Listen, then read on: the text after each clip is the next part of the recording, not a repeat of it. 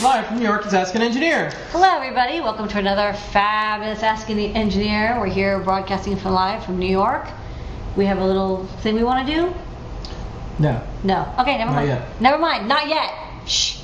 Not out yet, don't ask. We have all sorts of exciting stuff to show to you and also some exciting discount codes for some Makerbots.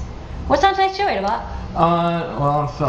Sorry. Adabot's the Muppet. Look, for 3 years you're Adabot. Now I have to remember you're Phil again. Stop wearing the robot head to bed. That's the problem. You wake up with this robot head on. It confuses me. We'll be talking about the show and tell. News around the web from Microsoft releasing some open source code for Kinect to Pi Day. We'll have mailbag, some open source hardware news, Adafruit Learning System, Wearable Wednesday, 3D Thursday, Pi Day. We'll have a ton of new products. New. We'll have some things that aren't out yet. Ooh. Shh. We'll answer your questions. We'll have a trivia question. All that and more on Ask an Engineer. No cat, but a photo of a cat. Yeah. I decided I'm going to wear this bow. Okay. Maybe I'll wear it on the other side, but it kind of looks good on this side. Yeah. And we'll show the bow later on as well. Okay, that's an exciting show. Yeah. All right. Let's first start off with the discount code. Discount code is Makerbot. Not a bunch of symbols. Just Not a bunch word. of symbols. Yeah, you can't enter in those symbols yet. You could with Unicode, but yeah, it's Makerbot. All lowercase or uppercase, doesn't matter. 10% off everything in the Adafruit store, including the Adafruit edition Makerbot. Yeah. So we have a limited number of these, and they come with some kits, and we'll talk about that soon. We're going to spend a lot of time on that shortly, but the code includes that. Yes. So there's a 6-week waiting list online. Yeah. If you order a Makerbot, Replicator 2, we have just a few more left. We put them in the store. They've moved really fast. We only have 3 left, I think. Yeah. So if you're ever thinking about it, it's not a great deal for us when there's a discount code and we do the free shipping and we're putting in these kits. But you guys are our audience, and if you're ever thinking, well, this is a really good deal. And pick up some other stuff too. Yeah, please buy something else. Hurts a little bit. Buy a little bit more. But we do have these Makerbots. We have a couple left. We've already sold 6 or 7 of them. Yeah, I had a prediction on how fast they would move, and we'll see. What did you think? Well, I said within 72 hours I thought they were probably going to be gone because there's such a high demand for Replicator 2s, and we have them. And we also have extrusion if you want to build your own 3D printer. Yeah, and that is one of the other things. I mean, we'll get to that in the news real quick. But we are trying to get all sorts of cool things to also build your own 3D printer. So, we're dipping our toes in this. We'll talk about that in a bit. Okay. Let's hit the show and tell. Show and tell was exciting. We had a whole bunch of people show up. Yeah. Okay. We had Tom who showed up, and he was coming in from England because he said it was 1:30 in the morning. He built an intense Raspberry Pi weather station, had every sensor possible, and he said that he used all of your tutorials to great success, and that's cool. And he has a Cosm feed, so you can go to the Cosm feed and see how much carbon monoxide he has in his apartment. That was kind of interesting. We also had Michael, who came back with his Wi-Fi RC car. He's been working on this Wi-Fi controlled RC car with the Raspberry Pi. He got the headlights working. He showed up. They were bright. Headlights. Go, Michael. Chris K showed up, except it wasn't actually Chris K. That was a lie. It was actually Deirdre K, his daughter, who showed up with an awesome Flora wolf dragon reptile serval mask. Not exactly sure the name of this animal, but it was this really cool articulated mouth, and it has these eyes, and the eyes are using Flora pixel LEDs, and it's purple, and it's furry, and it's a monster, and she was wearing it, and it was kind of scary, and she's going to go to a whole bunch of cons, and she's going to win some prizes for costuming, because this was an awesome mask. She's going to do more Flora projects too, which is neat. And then finally, Christian showed up again. He's been doing a bunch of thermal printer hacking. He showed up with now a basic stamp, no, not basic stamp, sorry, Windows basic interface to the Arduino, I guess using the serial port. He sends commands to the Arduino, which controls the thermal printer, and it printed out a awesome Adafruit ski pass, 1-day ski pass. So I can go skiing now with this 1-day ski pass from this printer. Yeah, it's great. I like some of the direction of where show and tell kind of leads us, because whatever, I think I saw this, someone tweeted it, and I'll probably change a little bit. But whatever makers do on weekend is kind of where the future is heading. Yeah. So someone's making their own weather station, and it's reporting back data. Yeah. Very cool. Someone's modifying an off-the-shelf RC car, making a Wi-Fi control. Yeah. Right. Someone's taking a thermal printer and using all our tutorials and things, and then making a ski pass. Well, it was cool because I had this like receipt. ski logo, like the guy like skiing, and like when I wrote the thermal library, I made sure that it supported bitmaps because I knew people would want to do like weird, cool bitmap stuff. And with Chris and his daughter, look at all the projects that they come up with. They're making Raspberry Pi power snowblower robots, right? Yeah. Costuming. That's one of the areas that we're really interested in. One of the reasons Paint Your Dragon is here with us at Adafruit is because of all this awesome costuming that he's managed to do. And adding electronics is, I think, the next big frontier, because there's not a lot of tutorials that were written for folks who do costuming to get involved with electronics. And we actually, that was one of our plans with Flora, is to do costuming. We're not quite ready yet to do massive projects, but by the end of this year, by October, we think Flora will be one of the platforms and the accessories, all the things that you do with it, will be one of the ways that people do really advanced costuming. And if you look at how mainstream costuming has gone, from all these Comic-Cons to all these anime type things where costuming is a big deal, it is something that everyone wants to see. Everyone enjoys it, and there's a group of makers that are, I think, doing stuff with electronics that's really, really neat. Normally, things only special effects gurus could do. So, Okay. how do folks get on the show and tell you? It's super easy. Go to the Google Plus page. It's plus.google.com/plus_Adafruit, and look for the post where we say, hey, comment here and get added to the circle. If you comment, we'll add you to the circle, and then every week, if Google works, you will get an invite at 9:30 p.m. on Saturday Eastern Time, and you can join and show a project. So please come up with a project and show it off. All participants on the show and tell will get a see the show and tell sticker. If you're on the show and tell and you showed a project, email support@adafruit.com and you'll get a show and tell sticker. I'm seeing people taking photos of the things with the show and tell sticker on it, and it's pretty neat. All right.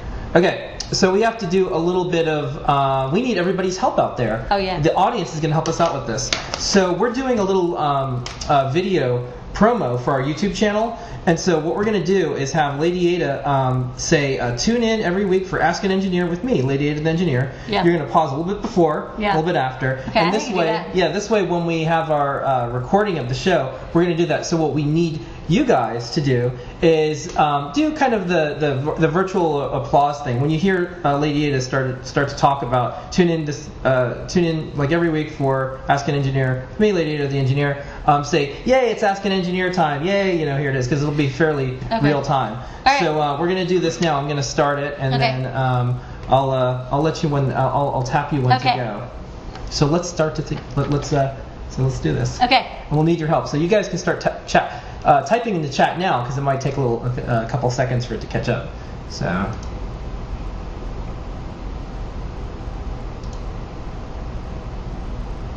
Tune in live every week for Ask Engineer with me, Lady Ada, the Engineer. All right, and that's it. Whew. Yeah. Well, Becky was watching here, so hopefully she can give us the okay that little snippet was all right. Yeah. Let's see what she says. Okay. There's a lot of yay. Everyone's. Okay, we're done. starting. You can stop yaying. All right. Hopefully it's okay. Becky will make us do it next week if it's not okay. I think she got it. So, okay. That's great. She'll edit that up. So you guys will see that in one of our YouTube promos soon. Yes. All right. Next up. Okay. Thanks, Becky. Next up, lots of cool news this week. Okay, this is a cool project. So this is Microsoft. So if you guys remember in the Wayback Machine, like 3 years ago now? 3 years ago we did the Open Connect project, which is basically a project that we did specifically so we could build this logo out of like multiple clip arts, which I love because it's got the Xbox thing, it's got Tux, it's got a Connect on its head. It's just like a copyright nightmare in there, and or trademark nightmare, whatever. And we did this because we wanted people to hack the Connect and make open source drivers so everyone could do cool stuff. And people are doing cool stuff: robotics, UI interface stuff, like motion control stuff with their hands. My favorite project so far is a project that was done by Thad Sterner at Georgia Tech, where He's doing real-time American Sign Language translation using the Kinect data to like recognize what the hand motions are. Yeah. Just all the cool stuff, not just musical instruments and like puppeteering, although that's also some awesome projects that we've seen. But what's really neat is, Microsoft was like all like angry and like, like we're so angry with you guys hacking it, and then they're like, well, maybe that was a really good idea because people are doing cool stuff. And then eventually they did release a developer program for the Kinect, and then last week they finally open sourced all the code examples. Yeah, and so they're only 3 years too late to the party. So it's okay. I think they're right on time because I think a big company like Microsoft wasn't ready for what we did. And what we did was unleash a really cool piece of hardware that really changed the nature of a big company. It takes years for a company culture to change. Now, I think when they release stuff, they're going to start out saying, what can we do to have hackers, makers, artists, engineers do stuff? In fact, 2 giant companies in the last week talked to us, basically asking how can we be more involved with the maker community? How can we have our product?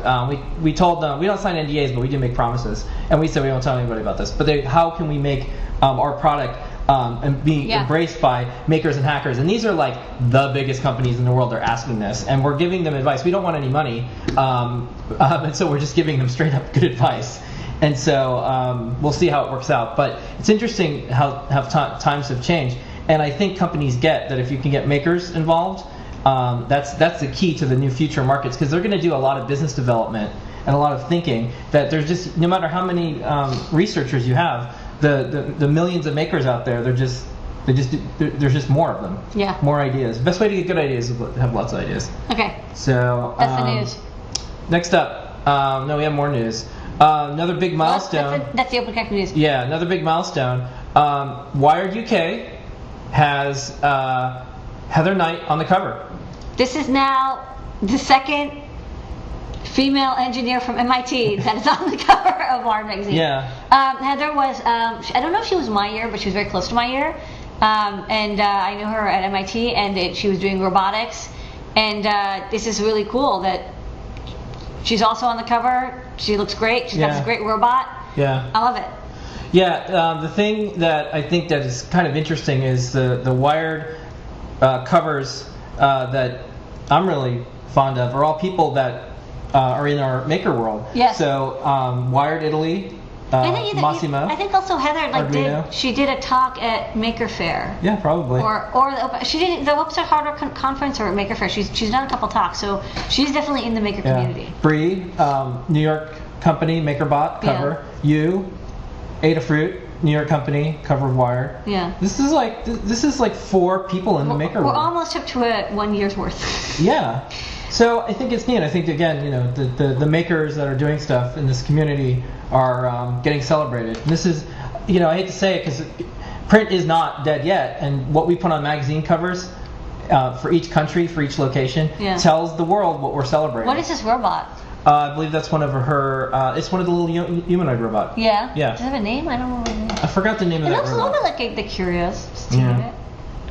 That's cool.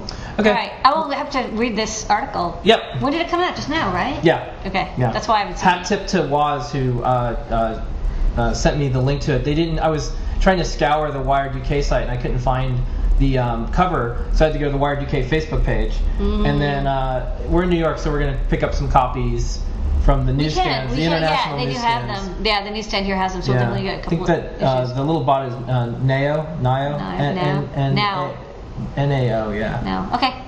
Okay. Next up, do you want to talk about this coding contest? Yes, there is a coding challenge. If you have a Fusebox or an Oozebox, we now have the Oozebox kits straight from Logic in the store. If you have one of these and you're like, damn, I could write an awesome game for this very easy to use graphics tiling system, you should. There's a coding challenge. There's great prizes. We even included a prize. We're including a 7-inch TFT screen that you could use for your Oozebox or Fusebox.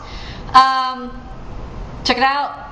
I think it's going on till June, so you have a little bit of time still if you want to come up with a cool project. There are like dozens and dozens of demos already out there, and almost all of them have the code available. So if you want to like learn how to design games for like a tiling 8-bit processor, This is like the best way, and I've actually tried a whole bunch of them, and I really like the ooze box method. It's like the easiest by far. I wrote Pong in like a couple hours. It was really easy.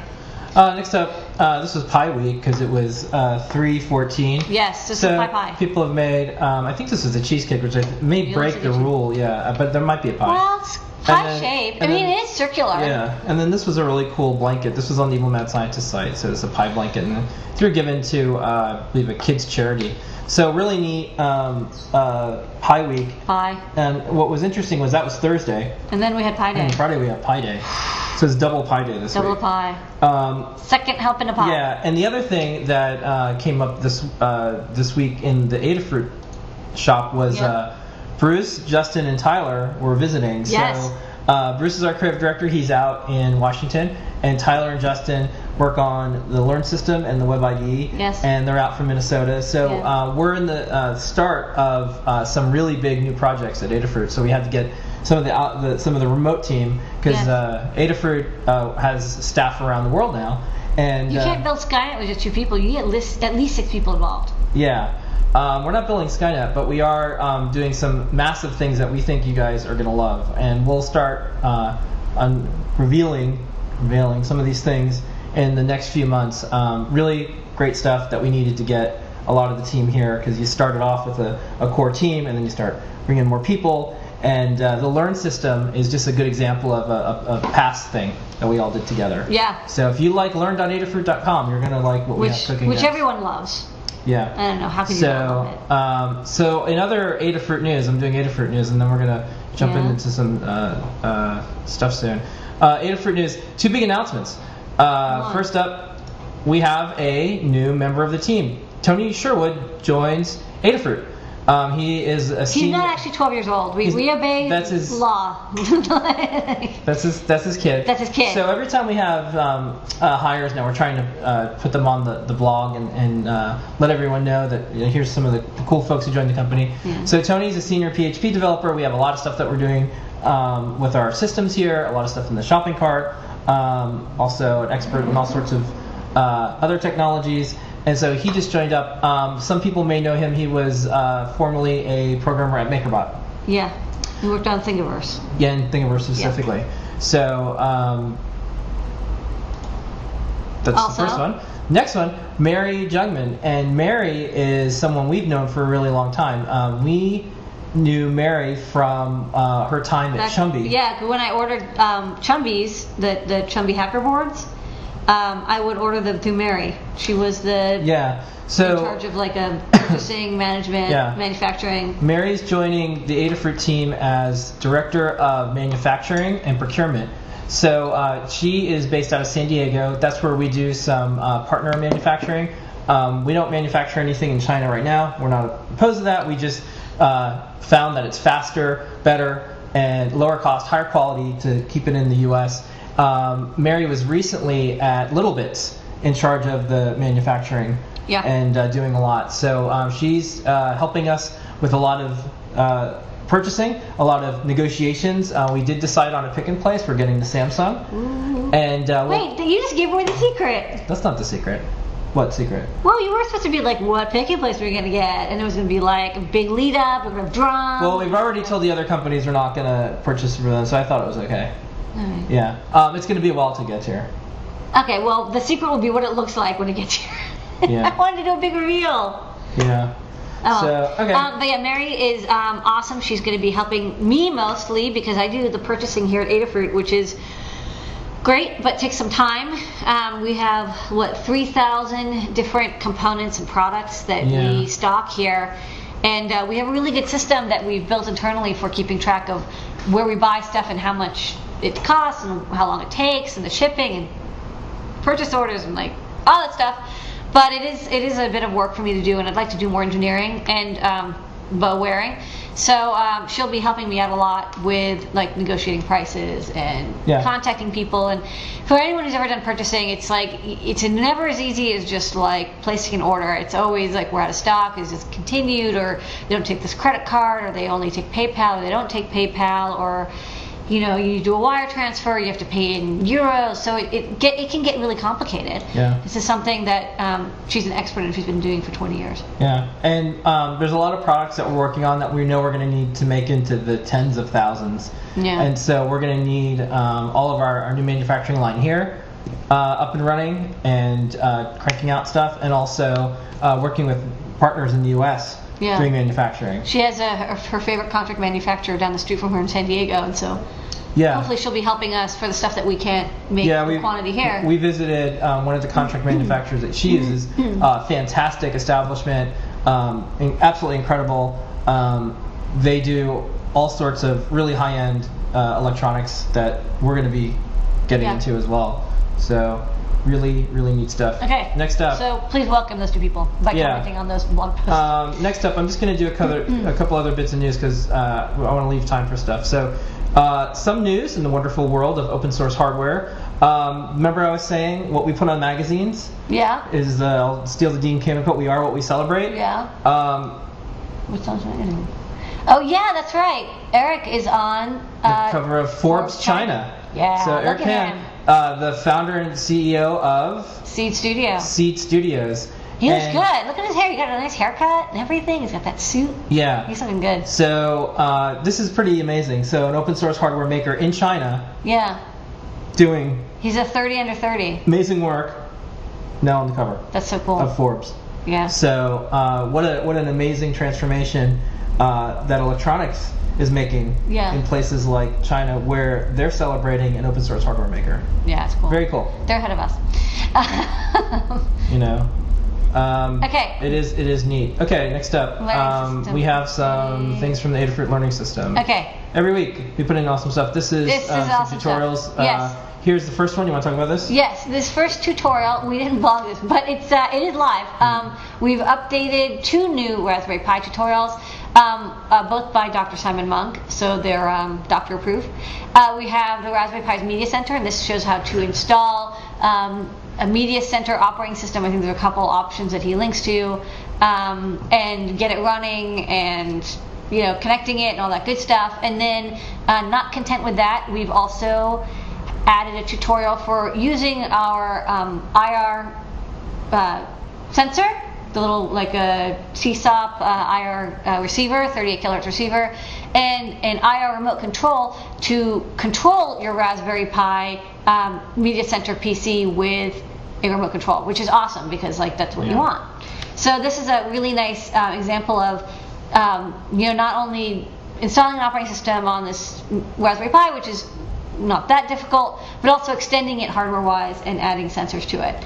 And we could also do cool stuff, like you could have, it would be neat to have like a PIR sensor, and so you would detect if nobody has been in the room for 10 minutes, maybe lower the volume or turn off the screen, or when somebody walks in, turn the screen on. So I could see a couple projects that would be really neat to do with XMBC and a Raspberry Pi, considering that you can connect hardware and stuff to it. Yeah. Okay. Check out the tutorials. Next up, Wearable Flora. Wednesday. And Wearable Wednesday. Yeah, so every Wednesday we do a bunch of stuff. A couple quick projects, and then I want to show videos. So one of our favorite living artistes, I would say. LED artists. Moritz Waldemeier did a fantastic costuming promo for Audi. This is so cool. We have some folks I don't even know what's going on there. that are doing Flora NeoPixel work, so they're experimenting with that. Yes. And then we have a really cool Flora GPS glove. This was just a vine, but I loved it. They just said this is a GPS glove, and you can see the 4 knuckles have LEDs. Yeah. And then I guess the GPS is inside the ski glove. I don't know. Yeah. But it's cool. What we're starting to see now is people really take the platform in places we didn't expect. Yeah. The Flora can do GPS and have these beautiful RGB LEDs. Yeah. An RGB LED glove. Yeah. GPS enabled glove is I hope it tells him you're off track, get back to the trail or something. Very cool. And then we have a special video that Becky did. So we're going to show Fine Bow. Yeah, I'm going to show the first part of it because we have a lot of new products type, but I want everyone to check it out. So here we go. Okay. Welcome to Wearable Wednesday. Today we're making a glowing bow you can put in your hair. It uses some candle flicker LEDs that have a slight twinkle of their own, which makes building the circuit super simple. And this is a great way to get into wearables. And when you're done, you'll have a cute accessory to wear or give. I promise it's super easy, and it's a great project for getting started with our Adafruit LED sewing kit. Come on, let me show you. For this extra large bow, select a grosgrain ribbon that's 2 1/4 inches wide and cut a piece to 28 inches in length. Gently heat the cut edges with a flame of a lighter or the barrel of an old soldering iron, and this will melt the polyester just a little bit, enough to stop it from fraying. Fold the ribbon in half and make a crease. Then take the cut ends and fold them up together 2 inches from the end of the ribbon. Fold the ribbon in half once more, this time matching up that fold you just made with the center fold, and you guessed it, crease your ribbon again. Then you can unfold your ribbon. To make the loops of the bow, find the first 2 creases and fold your ribbon over so they intersect, but then make a slight pivot so they're at a 45-degree angle. Then grab your center crease, fold that on top of the pile, again at a 45-degree angle, but in the other direction. Loop all of the slack to the back and align the next crease with the crease that's on the bottom layer. Okay. Well, that's the first part of it. Make sure to watch the entire video. Really cool, fun team effort from everyone here at Adafruit. The folks who you saw in the video, that was Kelly and Rissa, they work here at Adafruit. Yes. They actually work on the electronics, the kits, production. Rissa did some of the photo editing. We have I don't know if it's a policy, but one of my pet peeves about photography and electronics is they always get people who would never know what the electronics are or couldn't use them or just had no idea, and they're just like, hey, model person, here model person, wear this thing or do this thing, and then leave when I explain to you. Yeah, and in the maker world, usually the makers are being photographed with their stuff, but that's fine. But as everything's been kind of going mainstream, our promise is we want to have people that actually do electronics, make electronics. They should be the ones in the photos. Yeah. And so we're also lucky as a lot of people who work here could be models. So it's very convenient for us. Yeah. But that's one of the things that we think is important. So those are some of the folks that you've seen. And Becky's usually our hand model. You're usually one of our. Yes. Your ring I've seen in so many photos. Yes. So you can tell it's me because I have a ring. You can tell it's Becky because she always has nice nails. Yeah. Doesn't bite her nails like me. Yeah. Okay. So let's move on. Next up, we're gonna do 3D Thursday, but 3D Thursday is gonna just be pushed to the new products because we have a big announcement, and basically it is an Adafruit branded on the box anyways, an Adafruit edition. Makerbot. So we'll get to that in just a second. Pi Day, I just have a couple quick things. So there's like a million posts on Pi Day, Friday, and now it's at the point where we have so many posts. I only picked one, so I thought this one was topical. This is a Raspberry Pi based Google Reader replacer. Yeah, so if you want to, it's a RSS feed. Yeah. Like manager, I guess. Yeah. It runs a bunch of open source software, but it's just funny because it's on a Raspberry Pi. Yeah. So if you want to, So if you want to make your own Google Reader, you can make it on a Raspberry Pi. Yes. That's kind of neat. So okay. Well, it doesn't make sense. Why would Google shut down this thing? It's only $25 to keep it up and running. So the code before we get into new products is Makerbot. 10% off everything in the Adafruit store, including the new Adabot. See, it's not just me. Yeah, it's hard to do. There's lots of bot talk. Too much bot. So here we go. It is new product time, Lady Ada. I'm ready for new products. Do the new product song. New product song. It's not done yet. Okay. These are just new photos. We wanted to show these. John Jr. took some amazing photos, and they're slightly updated too. This is the cufflinks. We now have the bodies a little bit smaller. It's thinner to match the body of the eye necklace. Same electronics, same awesome glowing functionality. Also, we got some awesome new photos taken. Yeah. And also, you get 4 cufflinks. Make sure you only get 2. Yeah. We also have this really nice photo of potentiometer. I just love this because it's just like a basic potentiometer. But yeah, we're retaking many of the photos. So this is updated photo, and another updated photo. I just love the contrast on these. Yeah. It's so sharp. Next up, Arduino badge. It is official. It is here. This is their official Arduino skill badge. We worked with the Arduino team. This one took a while to do. We asked for 3 years. We asked and asked and asked, and they said yes, but it's just always hard because there are lots of different people around the world. But we finally got all the approvals. We finally got everything taken care of. The badge is beautiful. It looks great. Perfect for workshops, hackerspaces, makerspaces, schools, whatever you want to do to award people for learning stuff about Arduino. Yeah. This is a fun skill badge. And we give money. Every badge purchase, we give Arduino money. They continue to do the one of the coolest open source hardware efforts and projects out there in the world. That I think a lot of people got their start doing electronics with an Arduino. Next up, all you. Okay, finally, I get to talk. This is the LED beginner sewing kit that Becky put together. So this is a sewing kit that is really great if you want to learn how to do like e-textile or wearable work, but you know, you're like, well, I don't want to get into microcontroller programming. I don't even really want to do any soldering at all. This is a totally solderless kit. It comes with everything you need except scissors. So you get needles, you get a really awesome stainless thread, you get 2 sewable battery holders, you get 2 batteries, you get 4 of these like LED candle flicker LEDs, which you can see. You get 4 snaps, and the snaps can be used for all sorts of stuff, but we like to use them as like a battery connector sometimes. You can use them as switches. And here's the bow that you make 2 bows out of this project. You have plenty of thread left over, so you can also just buy more LEDs, more batteries, or battery holders, and make even more projects. So this is a cute little kit. We tried to make it as basic as possible, but also allow you to do a project or 2 with this kit. I like it. Okay, and then next up, the big news for the week, and we're just going to show some photos. We now sell Makerbot Replicator 2s. So these are some of the photos that Makerbot has for us to put on our site. These are all the things that you can print on it. It is, if you look at Make's 3D printer roundup, the Replicator 2, they considered it the best value, the best of class, the best, pretty much the best of everything. Make has a fantastic guide for 3D printing. If you're thinking about getting a 3D printer, get the Make guide for 3D printing because it has everything in there. It's kind of like a buyer's guide of which one to get.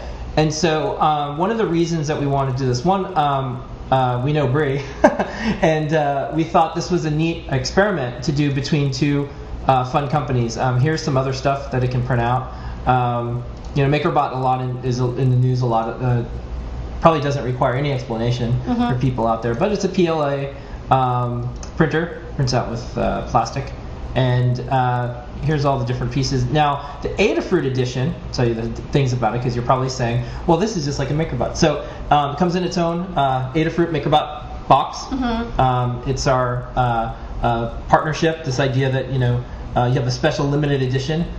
We think that's neat. Maybe we'll do a partnership with another 3D printing company. Maybe Makerbot will do a special promotion with another company. And each time they do that, we'll all add our value into each one. So what comes with the Makerbot Adafruit edition is a 3D printing electronics pack. So it comes with all the stuff that you can print out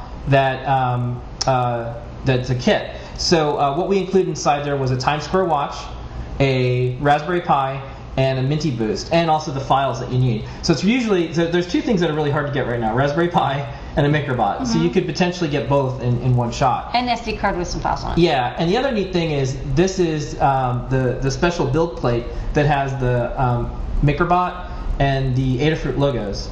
So the neat thing about this is the limited edition part. We have no idea. This is an experiment. We put 10 in the store, and when we started the show tonight, there's only 3 left. So we'll see. If you could, I'm going to go to the overhead real quick. Yeah. If you could, oops, that's not the overhead. When that happens, if you can go to the overhead. Here's some of the things that can be printed out. This is the Times Square watch. This is an enclosure for the watch. Yeah, and then these are all made by the community, which was pretty neat. So we worked with all of them. And then here's a Minty Boost. This is with the green plastic, but this is a Minty Boost with a little slider case. You can see that the Minty Boost fits inside here. The battery's inside there. So we have a special case here. And then we also have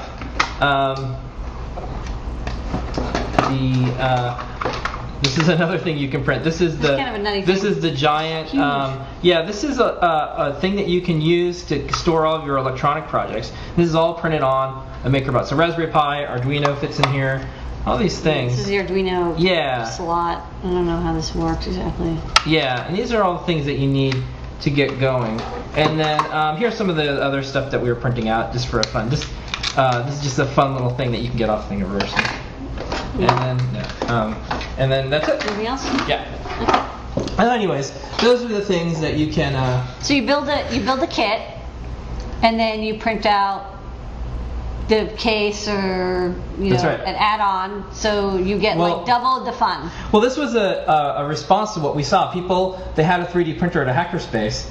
They would get a Minty Boost or a Times Square watch, and while they were soldering it, they wanted to make an enclosure printout for it. So you can get one of these Makerbots, and then while you're soldering together your watch, the enclosure for it is printing out. Yeah. What a crazy new world where you can get a machine, solder up your own watch, and print out your own enclosure, and do all the hacks, mods, and tweaks.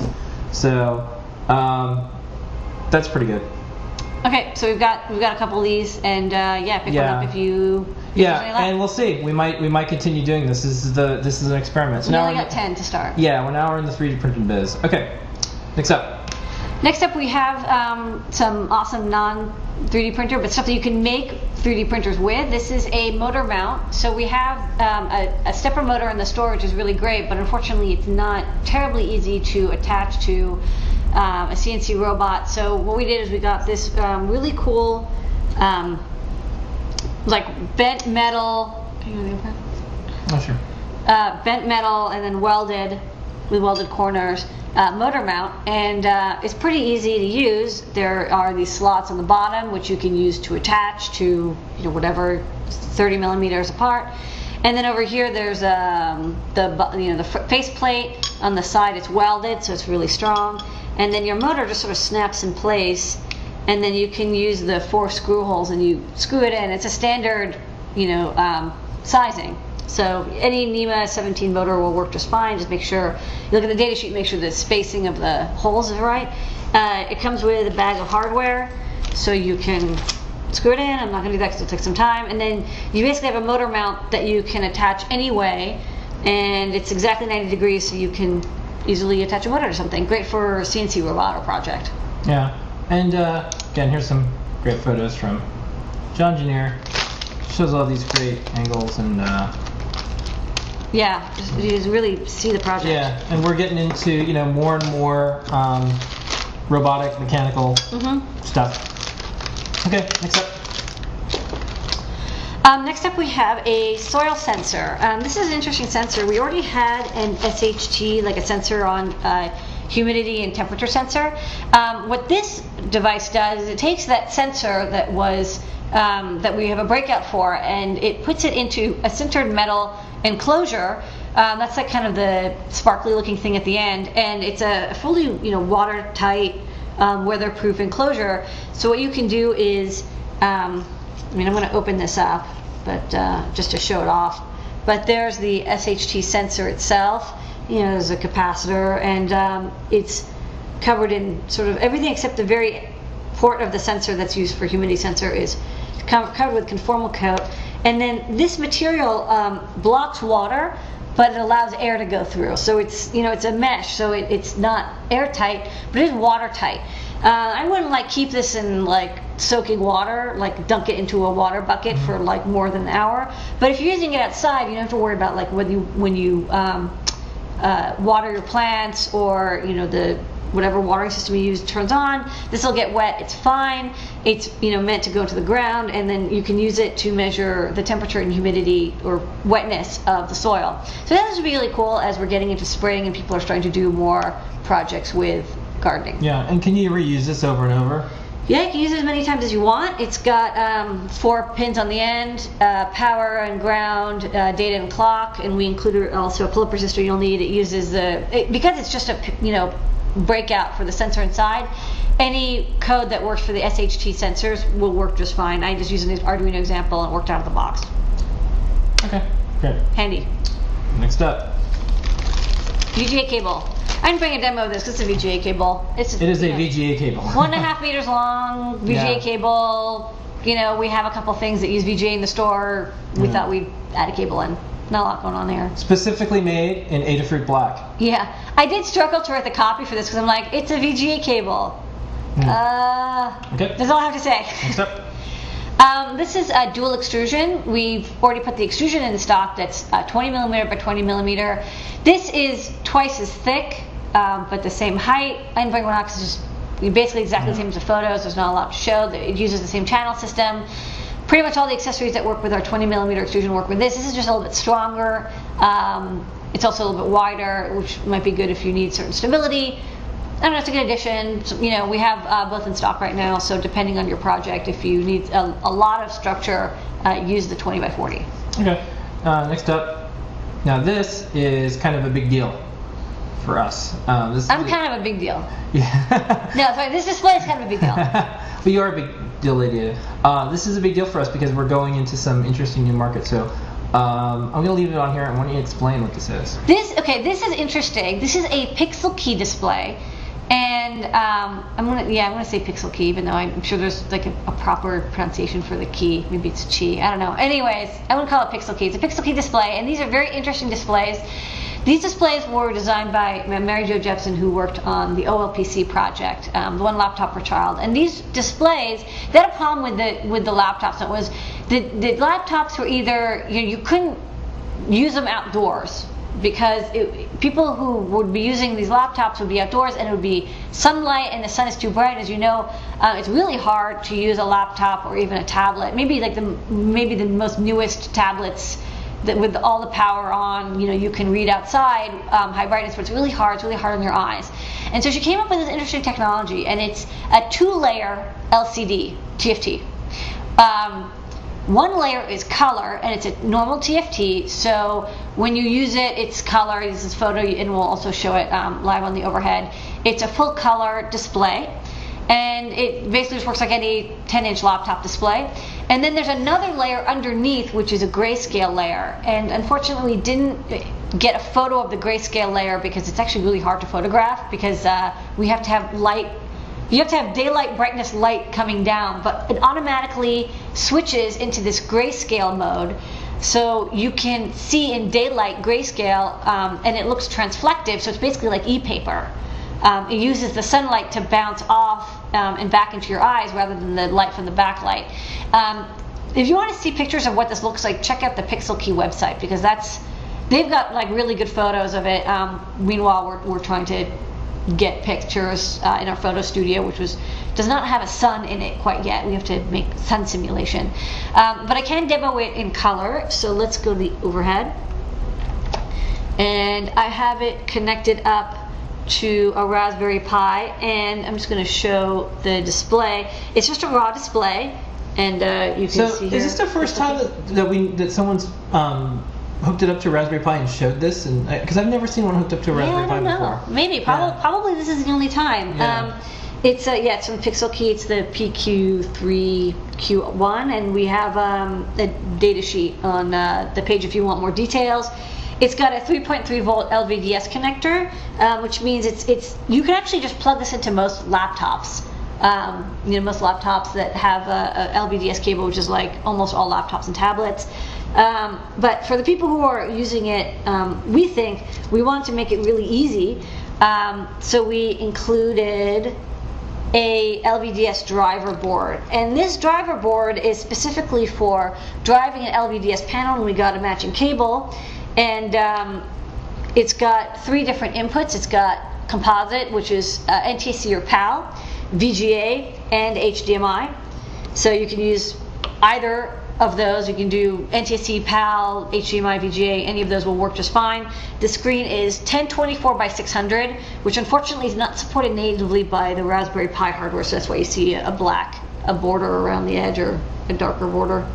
And there's also a menu system. You can do stuff, change the position, you can, whatever, change the blue screen, the display ratio, sharpness, modes, all sorts of, stuff you're used to with an LCD. You get a little keypad, or you can remove the keypad if you don't want. It's an interesting screen. I think what's interesting about it is, if you remove the backlight, I don't think this is going to work, but I can try. If you remove the backlight, it'll turn into a transflective display. Oh, look at that. You can kind of see it. Okay, so imagine we aren't like indoors in an office. So it actually becomes a grayscale screen, and it is visible. It's just hard to see in here, but you can see it is visible during the day. And if you have if you invert the display, I think it'll look even better because it'll be instead of this black background, it'll have a white background. But in outdoors, it's daylight readable. And it's also extremely low power. Yeah. So you're not having the backlight on, you can see the grayscale layer. And so it's kind of an interesting way to do an e-paper display while also doing a color display at the same time. So this is a very revolutionary technology because these days, either you have a color screen, which is what normally we have on a laptop, or you have an e-paper screen. But the e-paper screens are slow and they can't do video, or you have a transflective display, but usually those aren't even really available. Those are really old. These old grayscale. They're usually they can't do color. They're either you can do grayscale, you can do color, you can't do both. But the screen does both. So it's interesting, and it's an interesting new technology. And I thought it'd be really cool to have in the store. You don't have to use it with a Raspberry Pi. You can use it with any computer that has NTSC, VGA, or HDMI out. So you can use it with a microcontroller if it a parallax propeller. Yeah, we took care of the hard part, which is we figured out how to get it to work with all these different things. Yeah. So out of the box, you get the power supply, the driver board, and the display. Yeah, and it's all tested. It works really good, and it's very easy to use. Yeah, I can't wait to see the cool projects because you'll have something like a low-cost Raspberry Pi. Yeah. And then you can have an outdoor display. Yeah. So I mean, you could. It's interesting. You could build your own indoor-outdoor e-ink reader. Yeah. Like if you don't want to do the Kindle thing, you can. It's kind of like it's close as you can get probably to an open source. Yeah. E-ink reader. So. Anyways, this is cool stuff. Yeah. And I'll turn the backlight back now by plugging it in. Next up, this is an updated product. Oh, this is the Dso Nano V3. The V3 adds a new case. It's now a metal case. That's pretty much the only difference. It's the same firmware, just the case is redesigned. It looks much better. You can still use any old firmware you have. Same hardware design on the inside. All right. And next up, this is my favorite product of the week, and one of my favorite products that you've come up with. Really? Yeah, it is. Okay. It's really clever. So what is this? Okay, hold on. Let me turn off my Pi here so it's not distracting. Hi, Pi. So this is a very, very small LiPo charger. I actually wanted something that I could put in my toolkit and carry around with me all the time. And the other LiPo chargers we have all need a cable. They need a DC power plug, or they need like a mini USB cable or micro USB cable. And I was like, well, I want to make something that's like really, really simple. And I wanted to use this very simple chip from Microchip that does LiPo charging. They make really excellent LiPo chargers. I love them. And what's cool is it's only a 5-pin chip, but it has it's a full LiPo charger, and it also has 2 LED output. You can have red and green LEDs, and I think I can even show it on the overhead when we're ready. And the neat thing is that I made it completely cableless because the thickness of the PCB is a little thicker than normal, and then there's these gold-plated pads that are just like a USB plug, and you can see the circuitry here, and you can plug your LiPo battery in here. And then for this demo, when I plug it in, it'll the red LED is on because it's charging, and then in a minute or so it'll turn green because it's done charging, because it's mostly fully charged. By default, it charges at 100 milliamps, which is good for any USB port. Every USB port can do at least 100 milliamps. Many can do more, but in case you're plugging into like a keyboard hub or something, you can at least get 100 milliamps. Also good for small batteries. Small batteries, you don't want to charge them at faster than 100 milliamps because they are small. If they're less than 500 milliamp hours. But if you want, you can set it to be 500 milliamp hours by shorting a little jumper on the back. Cool. So it makes it easy. Yeah. So now you can see it is charged. It's green, means it's ready to go. You can unplug it. You can unplug your battery, and it's ready to go. Super easy. It's like the easiest battery charger in the world. Like there's like nothing that could possibly go wrong here. I really like it. It's super clever, super convenient. Always keep one in your bag for charging and having with you. So, okay. And with that, we are done with new products. So this is a big new products day. Yes. So okay, I think we got everything. Yeah, we're gonna play one more quick video, and then we're gonna try to get to some questions. This one is it's not out yet. Don't ask. Ooh. Becky did a quick video, and here's a new product that we're probably gonna be stocking soon.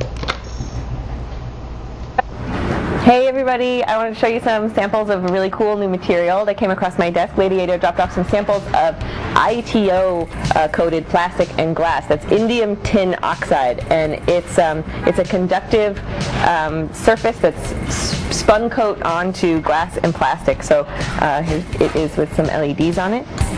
And you can see it is conductive. I can put my multimeter on it and it'll beep. And so what I did to put some LEDs on it, like this transparent strip, is I cut a channel in the surface to sort of like scrape through the coating with a knife and a ruler. And then I glued these LEDs on with some conductive ink to go to positive and negative sides. And so I just wanted to show you these cool samples. We're going to try to get it in the shop, and have a nice weekend. Okay. And Yes. we're going to do some questions real quick for the rest of the show. Don't forget the code is Makerbot. And here's the time when we get to your questions. Oh, it's a question time. Okay, Colin did the music in background.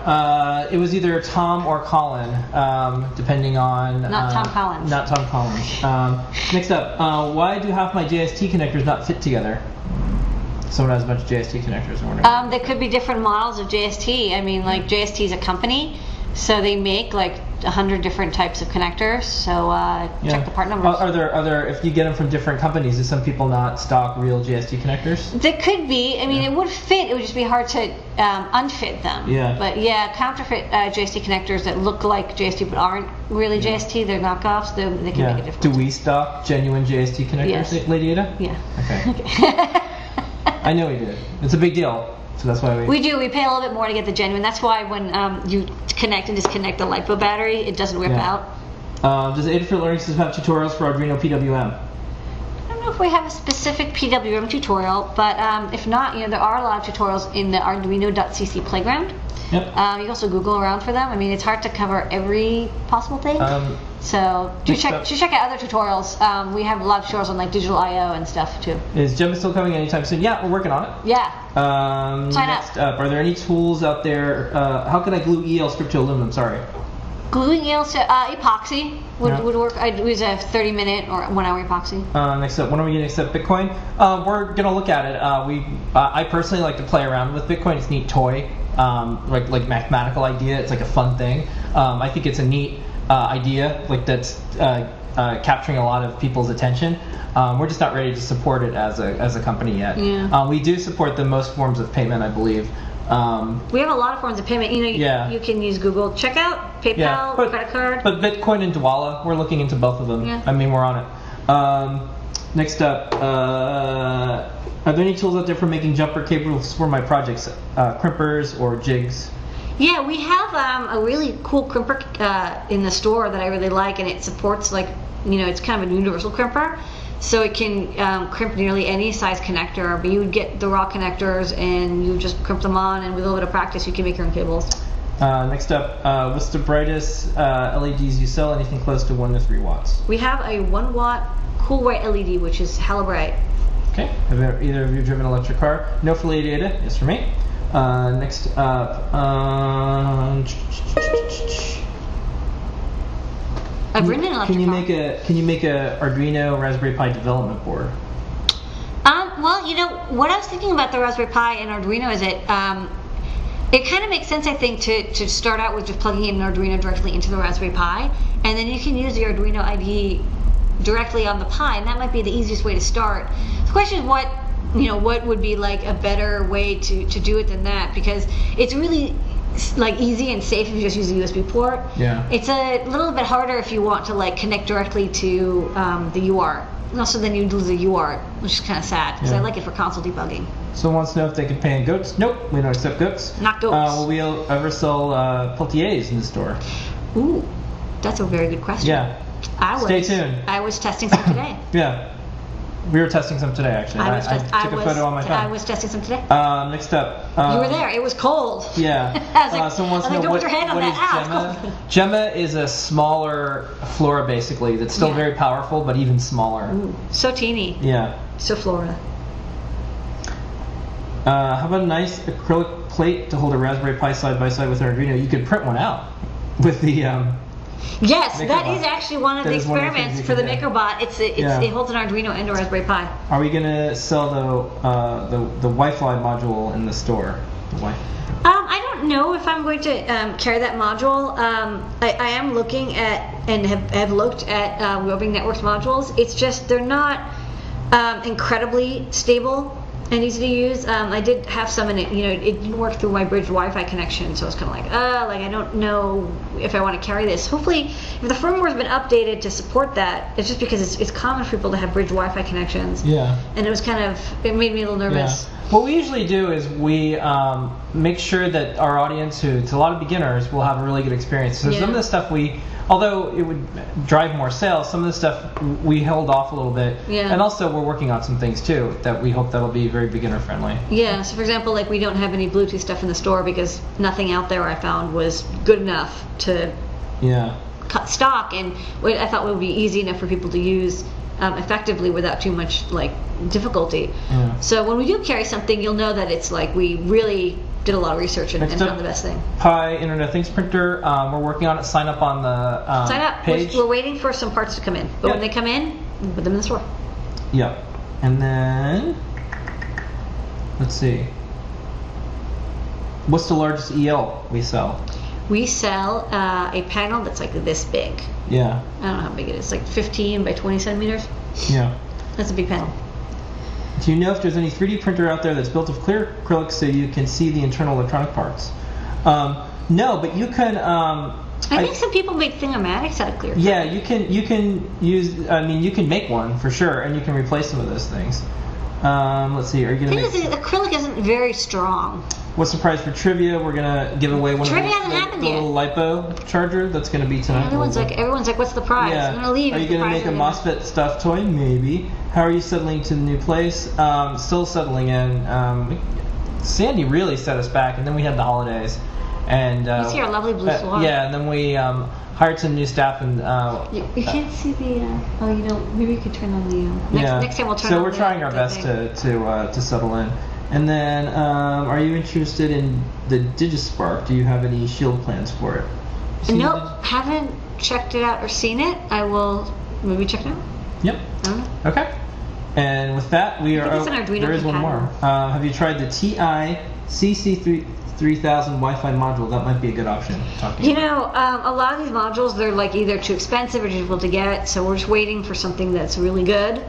Right now, if you want to do Wi-Fi connected projects, honestly, the best thing you can do is get a Raspberry Pi, and then you get a $10 Wi-Fi module. And it kind of works out of the box, because the problem with all these Wi-Fi modules is they either use a really kind of crummy UART interface or an NDA SPI interface. It's just kind of bad. Nothing really beats just having a Raspberry Pi with a Wi-Fi module. It's $10. It just works.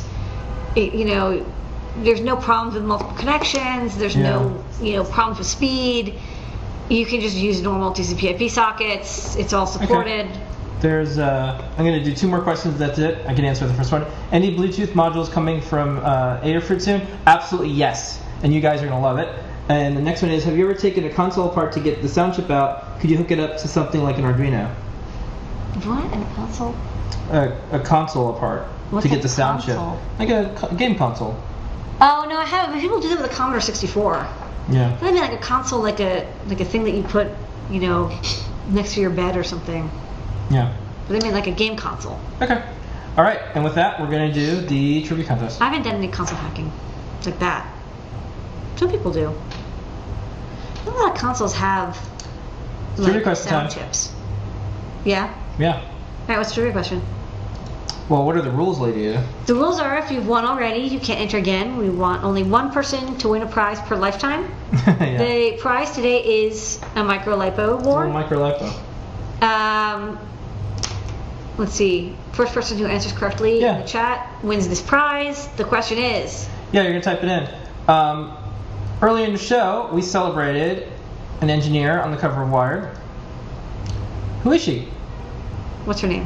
What is her name? Yeah. First person typed in the chat. Correctly, with spelling. Yeah, well, I'll do this again. No, it's not that hard. So who was that on the cover of Wired? All right, it's Muhammad.